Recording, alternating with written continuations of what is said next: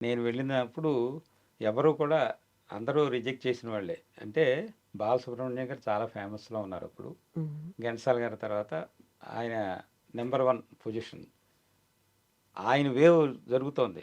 ఎలాంటి వేవ్ అంటే అది మామూలు వేవ్ కాదు. రోజుకి ఒక 10, 15 పాటలు పాడే వేవ్ ఆయనది. అన్ని అన్ని భాషల్లోనూ. భాషల్లోనూ. సో, అటువంటి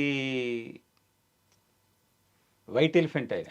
హ్మ్. అటువంటి వైట్ ఎలిఫెంట్ దగ్గరికి మేము ఒక చిన్న సైజు ఒక జంతువులాగా వెళ్ళాల్సొచ్చింది. హ్మ్. అంటే ఆయన్ని అంత ఉన్నత స్థానంలో ఉన్న మనిషిని ఎవరు కాదనలేరు, ఎవరు వద్దనరు. ఎందుకంటే ప్రతి డిస్ట్రిబ్యూటర్ కానీ, ప్రొడ్యూసర్ కానీ, మ్యూజిక్ డైరెక్టర్ కానీ ఆయనే కావాలని. ఎందుకంటే అంత పాపులర్ అయ్యారాయన. అలాగ జనాల్ని మెప్పించారు. మిమిక్రీ ఏ ఆర్టిస్ట్‌కి తగ్గట్టు పాడే గొప్ప వ్యక్తి ఆయన. Voice modulation ఉందక్కడ. మోడ్యులేషన్ గాని అన్నీ అసలు ఇంక ఆయన చెప్పాలంటే 'నభూతో నభవిష్యతి' ఆయన దైవాంశ సంభూతుడనే చెప్పాలి. ఘంటసాల మాస్టర్ అంటే ఆయన వాయిస్ పెక్యులర్‌గా ఒక రామారావు గారికి, నాగేశ్వరరావు గారికి ఆయన వాయిస్‌లు మార్చి పాడడం అనేది మాస్టర్‌కి చేత కాదు. ఆయన ఉన్నదాన్ని పాడితే చక్కగా ఇంజినీర్స్ వచ్చి దానికి తగ్గట్టు మైక్స్ అడ్జస్ట్‌మెంట్ చేసి వాళ్ళ వాయిస్‌కి తగ్గట్టుగా చేసేవారు ఆ రోజుల్లో.